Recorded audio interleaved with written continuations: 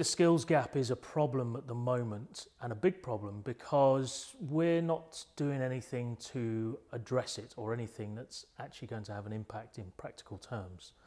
We're still doing the same thing over and over. We're still asking for the same certifications, the same pieces of paper, focusing on purely skills and technology skills rather than actually looking at the underlying values and characteristics of the type of people we should be employing. Certainly as security budgets are getting larger and security influence over projects becomes greater, there's inevitably going to be a much greater drain on the standard view of what resources are there. It's always going to get more and more difficult if we continue to do the same thing. It was fine maybe 10 years ago, especially when there were fewer certifications or there was less emphasis on it, but now I think it's become a real problem. Not only is the pool reducing and not only are the demands increasing, but the actual barriers for entry are getting worse as well, or getting much, much tougher. They keep getting added to. The recruitment industry in security has become so blind to actually what are the strategic aims of the organisation, the team, what are the actual goals and purposes of the individual, that it just becomes a mass of jumbled letters. Where we lack, however, is the skills of actually being an effective employee.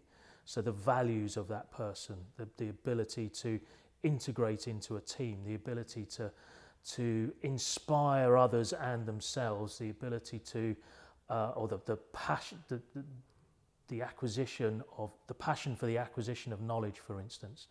I think that's where we're lacking, because we're purely looking at the pieces of paper. It goes back to the 2000s when the MCSE was being touted as you must have this. So everybody went and got an MCSE, whether they were suited to that particular role or not. I think what it is people have to take a little leap of faith. Actually, you can employ people and inspire and motivate them rather than just expect them to, wind them up and set them off and do the job. If you're going to take an exclusive approach to your hiring, you're going to have a smaller pool of people to look at. So if you're just going to look at, people who have the qualifications, that's probably 10% of the pool that you could draw from, potentially.